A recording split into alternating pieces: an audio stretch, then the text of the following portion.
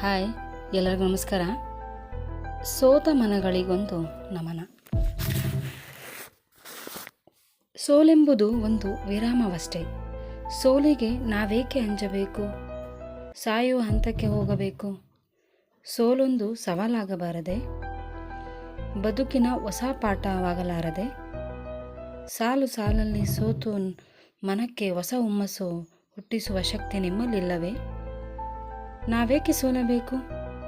ಗೆಲ್ಲುವ ಹಾದಿ ನಿಮ್ಮಲ್ಲಿ ಇಲ್ಲವೇ? ಸೋಲು ಏನಿದ್ದರೂ ಒಂದು ಅಲ್ಪ ವಿರಾಮವಷ್ಟೇ. ಅದು ಎಂದಿಗೂ ಫುಲ್ ಸ್ಟಾಪ್ ಆಗಬಾರದು. ಜೀವನದಲ್ಲಿ ಏನೇ ನಡೆದಿರಲಿ, ಏನೇ ಆಗಿರಲಿ, ನಮ್ಮ ಉಸಿರು ಇನ್ನೂ ನಿಂತಿಲ್ಲ. ಲಬ್ ಡಬ್ ಅಂತ ನಮ್ಮ ಹೃದಯ ಹೊಡ್ಕೋತಾನೆ ಇರುತ್ತೆ. ಪ್ರತಿ ಮಿಡಿತದಲ್ಲೂ ನಮ್ಮ ಬದುಕಿಗೆ ಹೊಸ ಉತ್ಸಾಹವನ್ನು, ಹೊಸ ದಾರಿಯನ್ನು, ಹೊಸ ಆಸೆ ತುಂಬುತ್ತದೆ. ನಮ್ಮ ಜೀವ ಹುಟ್ಟಿದ ದಿನದಿಂದ ಇಲ್ಲಿಯ ತನಕ ನಮ್ಮ ಹೃದಯ ಲಬ್ ಡಬ್ ಅಂತ ಯಾವತ್ತಾದರೂ ನಿಲ್ಲಿಸಿದೆಯಾ? ಯಾವತ್ತಾದರೂ ಬೇಜಾರು ಮಾಡ್ಕೊಂಡಿದೆಯಾ? ಹಾಗ್ಯಾಕೆ ನಾವ್ಯಾಕೆ ನಾನು ಸೋತೆ, ನಾನು ಮತ್ತೆ ಸೋಲ್ತಾನೇ ಇದ್ದೀನಿ, ಇದನ್ನು ಯಾವತ್ತೂ ನನಗೆ ನಿಲ್ಸೋಕ್ಕಾಗಲ್ವಾ ಅಂತ ಹೇಳ್ಕೋಬೇಕು? ನಮ್ಮ ಹೃದಯ ನಮಗಾಗಿ ಬದುಕಿನಲ್ಲಿ ಬಡಿದುಕೊಳ್ತಾನೆ ಇರುತ್ತೆ. ಯಾವತ್ತೂ ನಮ್ಮ ಉಸಿರು ಇರೋ ತನಕ ಬಡ್ಕೋತಾನೆ ಇರುತ್ತೆ. ನಾವು ನಮಗಾಗಿ ಬದುಕಿನಲ್ಲಿ ಬಡಿದು ನಿಲ್ಲಬೇಕು. ಕಷ್ಟಗಳಿದ್ದರೂ ಅವುಗಳ ನಡುವೆ ಸಿಗುವ ಸಣ್ಣ ಸಂತೋಷದಲ್ಲೇ ಬದುಕನ್ನು ನಡೆಸಬೇಕು. ಸಾವಿರ ನೋವುಗಳ ಬಾಣಗಳು ನಮ್ಮನ್ನು ಉರುಳಿಸಲು ಮುನ್ನುಗ್ಗಿ ಬರುತ್ತಿದ್ದರೂ ಆತ್ಮವಿಶ್ವಾಸದ ಗಿರಾಣಿ ಹಿಡಿದು ನಾವು ಮುನ್ನುಗ್ಗಿ ಹೋರಾಡಬೇಕು. ಒಬ್ಬ ಸಾಧಾರಣ ವ್ಯಕ್ತಿ ಒಂದು ಕನಸಿನ ಕೋಟೆನ ಕಟ್ಟಿ ಕನಸಿನ ಕೋಟೆಗೆ ಲಗ್ಗೆ ಹಾಕಿ. ಸೂತ್ರಗಳು ನಮ್ಮ ಬದುಕಿಗೆ ನಾವೇ ಸೂತ್ರಧಾರರಾಗಿ ಅರ್ಥ ಕೊಟ್ಕೋಬೇಕು. ಸಾಧನೆಯ ಹಾದಿಯಲ್ಲಿ ಕೆಲವರು ಬಲಗಾಲಿಟ್ಟು ಸೋತೋಗ್ತಾರೆ, ಇನ್ನು ಕೆಲವರು ನಿರಾಸೆ ಆಗ್ತಾರೆ. ನೋವುಗಳನ್ನು ಮೀರಿ ಗೆದ್ದು ನಿಲ್ತಾರೆ. ಸಾಧನೆಯ ಪ್ರತಿ ಹೆಜ್ಜೆನೂ ಪ್ರತಿಯೊಬ್ಬರ ಗೆಲುವಿನ ಹಿಂದಿನ ಕತೆ ಹೇಳುತ್ತೆ. ಅದು ನಿಮ್ಗೆ ಗೊತ್ತಿದೆ ಅಲ್ವಾ? ಅಂತಿಮವಾಗಿ ಶಾಂತರಾಗಿ, ಮನಸ್ಸು ನಿರಾಳವಾಗಿ, ದೀರ್ಘವಾಗಿ ಒಂದು ಉಸಿರಾಟನ ತಗೊಳ್ಳಿ, ಉಸಿರನ್ನ ಬಿಡಿ. ತೆಗೆದುಕೊಳ್ಳುವಾಗ ಉತ್ತಮ ಆರೋಗ್ಯ, ಒಂದು ಒಳ್ಳೆ ಚಿಂತನೆ, ಮಾನಸಿಕ ನೆಮ್ಮದಿ, ಒಂದು ಒಳ್ಳೆಯ ಸಕಾರಾತ್ಮಕ ಉಸಿರಿನೊಂದಿಗೆ ನಮ್ಮ ದೇಹನ ಸೇರಬೇಕು ಅಂತ ನೀವು ಫಿಕ್ಸ್ ಮಾಡ್ಕೊಳ್ಳಿ. ಡೆಫಿನೆಟಾಗಿ ಗೆಲುವು ನಿಮ್ಮದಾಗತ್ತೆ. ಯಾವತ್ತೂ ನಾನು ಸೋಲ್ತಾನೆ ಇದ್ದೀನಿ ಅಂತ ದಯವಿಟ್ಟು ಬೇಜಾರು ಮಾಡ್ಕೋಬೇಡಿ. ಬೇಜಾರಾದರೂ ನೆಕ್ಸ್ಟ್ ಬರೋ ದಿನಗಳು ನಮ್ಗೆ ಒಳ್ಳೆಯದಾಗತ್ತೆ ಅನ್ನೋ ಒಳ್ಳೆಯ ಕಾನ್ಫಿಡೆನ್ಸಲ್ಲೇ ಇರಿ. ನಿಮ್ಮಲ್ಲಿ ಒಂದು ಗಟ್ಟಿಯಾದ ಆತ್ಮವಿಶ್ವಾಸ ಮತ್ತು ಅಗಾಢವಾದ ನಂಬಿಕೆ ನಿಮ್ಮಲ್ಲಿದ್ದರೆ ಮಾತ್ರ ಗೆಲುವಿನ ಹಾದಿ ನಿಮ್ಮದಾಗೋದು.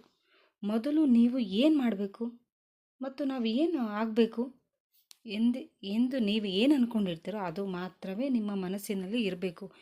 ಬೇರೆ ಏನೆಲ್ಲ ಇದೆಯೋ ಅದನ್ನೆಲ್ಲ ಮನಸ್ಸಿಂದ ಆಚೆ ತೆಗೀರಿ. ಮನಸ್ಸಿನಿಂದ ಹೊರಗೆ ಹಾಕ್ಬಿಡಿ.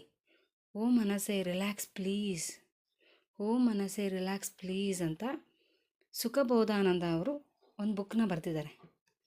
ನಾನು ಆ ಬುಕ್ನ ಓದಿದ್ದೀನಿ. ನನ್ನ ಪರ್ಸ್ನಲ್ ಎಕ್ಸ್ಪೀರಿಯೆನ್ಸ್ ಇದು. ನಿಮ್ಗೆ ಆಸಕ್ತಿ ಇದ್ದರೆ ನೀವು ಓದಿ, ಇಲ್ಲಾಂದರೆ ಅದು ನಿಮ್ಮ ವಿಶ್. ಓ ಮನಸ್ಸೇ ರಿಲ್ಯಾಕ್ಸ್ ಪ್ಲೀಸ್ ಅಂತ ಒಂದು 3 ಬಾರಿ ಮನಸ್ಸಲ್ಲಿ ಅಂದ್ಕೊಂಡು ಶಾಂತವಾಗಿ ಕೂತ್ಕೊಂಡು ಯೋಚನೆ ಮಾಡಿ. ನಿಮ್ಮ ಕನಸಿನ ದಾರಿಯತ್ತ ನುಗ್ಗಿ ಗೆಲುವಿನ ಹಾದಿ ನಿಮಗಾಗಿ ಕಾದಿರುವುದು. 100 ಬಣ್ಣಗಳಲ್ಲಿ ಆಯ್ಕೆ ನಿಮ್ಮದಾಗಬೇಕು ಅಷ್ಟೇ. ಮಾನವನ ಪ್ರಯತ್ನಕ್ಕೂ ದೇವರ ಅನುಗ್ರಹಕ್ಕೂ ಆಂತರಿಕ ಸಂಬಂಧವಿದೆ. ಹೌದು, ನಾವೆಲ್ಲರೂ ಸಮಾನ ಪ್ರತಿಭೆಯನ್ನು ಹೊಂದಿದ್ದೀರಿ. ಹೌದು ಅಲ್ವೋ? ನಮ್ಮೆಲ್ಲರಿಗೂ ಬದುಕುವ ಹಕ್ಕು ಇಲ್ಲಿದೆ. ನಾವೆಲ್ಲರೂ ಒಂದು ಈಕ್ವಾಲಿಟಿನ ಹೊಂದಿದ್ದೀವಿ. ನಮ್ಮೆಲ್ಲರಿಗೂ ಒಂದು ಸಮಾನ ಪ್ರತಿಭೆ ಇದೆ, ಸಮಾನ ಹಕ್ಕು ನಮ್ಮದಿದೆ. ನಮ್ಮ ಎಲ್ಲ ಪ್ರತಿಭೆಗಳನ್ನು ಅಭಿವೃದ್ಧಿಪಡಿಸುವ ಸಮಾನ ಅವಕಾಶ ಕೂಡ ಇಲ್ಲಿದೆ. ಅವಕಾಶಗಳು ಎಂದಿಗೂ ನಮ್ಮನ್ನು ಹುಡ್ಕೊಂಡು ಬರೋದಿಲ್ಲ. ಅವಕಾಶಗಳನ್ನು ನಾವೇ ಹುಡ್ಕೋಬೇಕು. ಅದು ನೆನಪಿರಲಿ. ಅವಕಾಶಗಳು ಎಂದೂ ನಮಗೆ ದೊರೆಯುವುದಿಲ್ಲ. ಅವಕಾಶಗಳನ್ನು ಬೆನ್ನತ್ತಿ ಹೋಗಿ ಅವಕಾಶಗಳನ್ನು ನಿಮ್ಮ ಕಡೆಗೆ ಬರುವಂತೆ ಮಾಡಿಕೊಳ್ಳುವ ಶಕ್ತಿ ನಿಮ್ಮದಾಗಬೇಕು, ಯೋಚನೆ ನಿಮ್ಮದಾಗಬೇಕು. ಯಶಸ್ವಿಯಾಗುವ ನಮ್ಮ ನಿರ್ಣಯವು ಸಾಕಷ್ಟು ಬಲವಾಗಿದ್ದರೆ ವಿಫಲತೆ ನಿಮ್ಮನ್ನು ಏನೂ ಮಾಡುವುದಿಲ್ಲ. ವಿಫಲತೆ ನಿಮ್ಮನ್ನು ಏನೂ ಮಾಡುವುದಿಲ್ಲ. ಮೊದಲು ನಿಮ್ಮ ಸಾಮರ್ಥ್ಯವನ್ನು ಅರ್ಥ ಮಾಡಿಕೊಳ್ಳ್ರಿ. ನಿಮ್ಮ ಸಾಮರ್ಥ್ಯದ ಮೇಲೆ ನಿಮಗೆ ನಂಬಿಕೆ ಇರಲಿ. ಮತ್ತೊಮ್ಮೆ ಹೇಳ್ತೀನಿ, ನಿಮ್ಮ ಕನಸಿನ ದಾರಿಯತ್ತ ನುಗ್ಗಿ ಗೆಲುವಿನ ಹಾದಿ ನಿಮಗಾಗಿ ಕಾದಿರುವುದು 100 ಬಣ್ಣಗಳಲ್ಲಿ. ಆಯ್ಕೆ ನಿಮ್ಮದಾಗಬೇಕು ಅಷ್ಟೇ. ಮಾನವನ ಪ್ರಯತ್ನಕ್ಕೂ ದೇವರ ಅನುಗ್ರಹಕ್ಕೂ ಆಂತರಿಕ ಸಂಬಂಧವಿದೆ. ನಿಮ್ಮೆಲ್ಲರಿಗೂ ಒಳ್ಳೆಯದಾಗಲಿ. ಬೇಜಾರಾದಾಗ ದೇವಸ್ಥಾನಕ್ಕೆ ಹೋಗಿ, ನಿಮ್ಗೆ ಇಷ್ಟವಾಗಿರೋ ದೇವ್ರನ್ನ ನೆನೆಸ್ಕೊಂಡು ದೇವಸ್ಥಾನಕ್ಕೆ ಹೋಗಿ ಬನ್ನಿ.